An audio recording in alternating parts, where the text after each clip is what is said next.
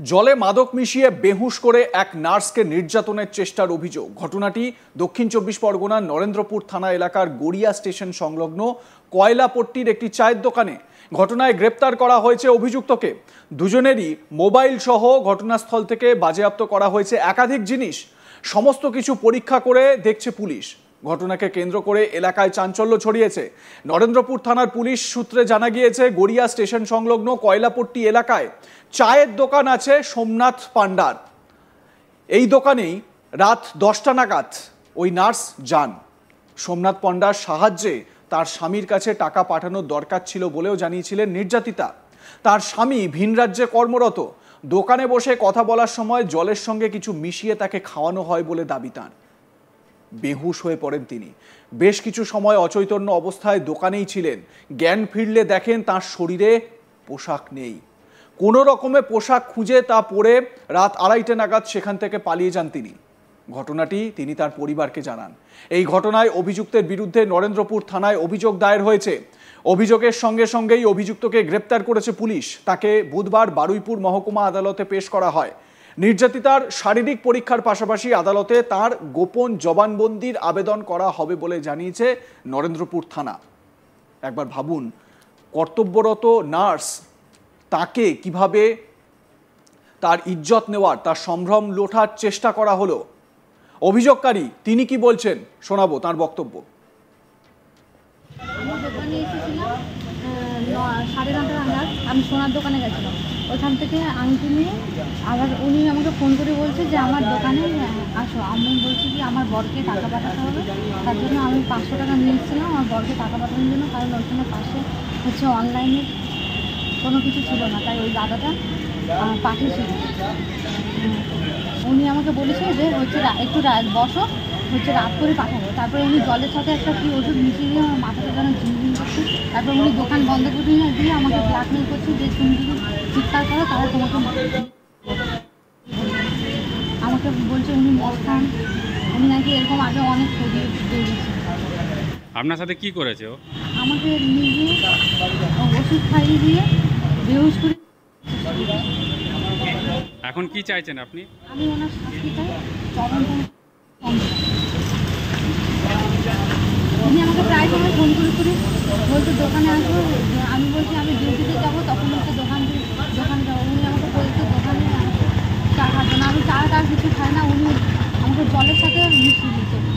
মেরেছে আরও বডি টাইপের নেশার কোনো জিনিস, যেটা আমার সাথে চেক করা সব নিয়ে ব্যাগ ফোন জুতো সব ফিরে নিয়েছে। আমি রাত্রে ওই কুর্তি করি পাশের ঘরের ছুটিতে জমি নাটক করি, ওখান থেকে বেরিয়ে আসি।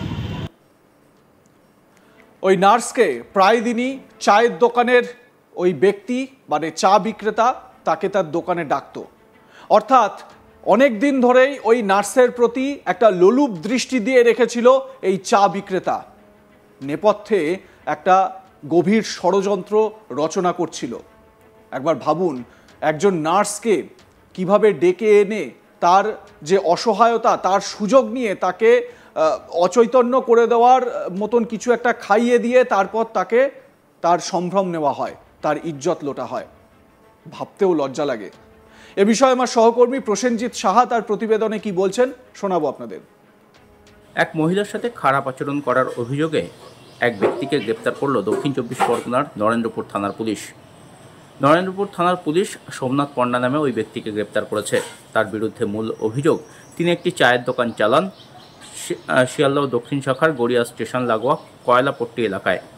আর সেই কয়লাপট্টি এলাকায় ওই চায়ের দোকানে এক নার্স, তিনি গিয়েছিলেন রাত 10টা নাগাদ চা খেতে। অভিযোগ, ওই চায়ের সাথে মিশিয়ে দেন অভিযুক্ত ওই দোকানদার, আর তা খেয়েই কার্যত অজ্ঞান হয়ে পড়েন ওই মহিলা। এরপর সেই মহিলাকে তুলে নিয়ে গিয়ে তার সাথে খারাপ আচরণ করা হয়, এমনটাই অভিযোগ। মহিলার অজ্ঞান হয়ে পড়েছিলেন। দীর্ঘক্ষণ বাদে যখন মাঝরাতে তার ঘুম ভাঙে, তার চেতনা ফেরে, তখন তিনি দেখতে পান যে তার কাপড় নেই। আর তারপরেই কার্যত তিনি কোনো মতো সেই কাপড় খুঁজে সেখান থেকে পালিয়ে যান। সেখান থেকে এসে তিনি পরিবারের লোককে বিষয়টি জানান এবং তারপর তিনি এ বিষয়ে নরেন্দ্রপুর থানায় অভিযোগ দায়ের করেন। অভিযোগের ভিত্তিতে নরেন্দ্রপুর থানার পুলিশ দ্রুত পদক্ষেপ করে এবং অভিযুক্ত সোমনাথ পণ্ডাকে পুলিশ গ্রেপ্তার করে। ধৃতকে বারুইপুর মহকুমা আদালতে তোলা হয়েছে। আর এই ঘটনাকে কেন্দ্র করে এলাকায় যথেষ্ট চাঞ্চল্য ছড়িয়েছে। নির্যাতিতা ওই মহিলার দাবি, আর তার স্বামী ভিন রাজ্যে থাকেন কাজের জন্য।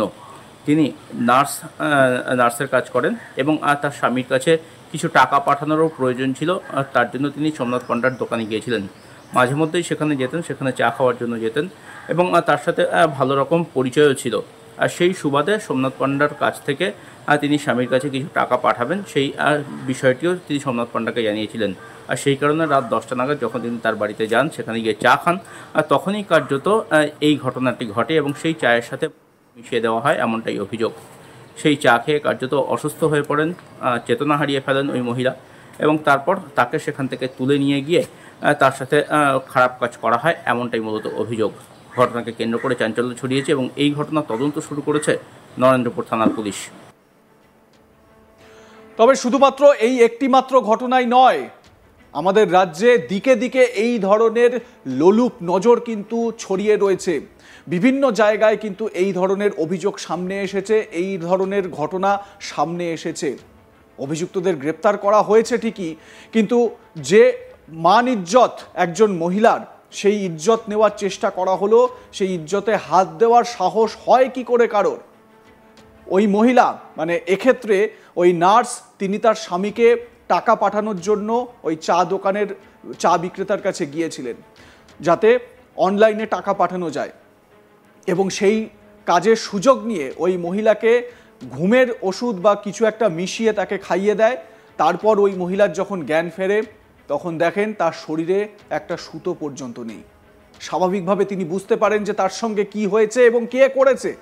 তারপর তিনি বাড়ি গিয়ে পুরো বিষয়টি তার পরিবারকে জানান। ওই মহিলা কি বলছেন, কি অভিযোগ করছেন, আরো একবার শোনাই আপনাদের। আমি দোকানে এসেছিলাম 9:30 নাগাদ, আমি সোনার দোকানে গেছিলাম। ওইখান থেকে আংটি নিয়ে আবার উনি আমাকে ফোন করে বলছে যে আমার দোকানে আসো। আমি বলছি কি আমার বরকে টাকা পাঠাতে হবে, তার জন্য আমি 500 টাকা নিয়ে এসেছিলাম আমার বরকে টাকা পাঠানোর জন্য, কারণ ওইখানে পাশে অনলাইনে কোনো কিছু ছিল না, তাই ওই দাদাটা পাঠিয়েছিল। উনি আমাকে বলেছে যে একটু বসো, রাত করে পাঠাবো। তারপরে উনি জলের সাথে একটা কি ওষুধ মিশিয়ে দিয়ে আমার মাথাটা যেন ঝিমঝিম করছে।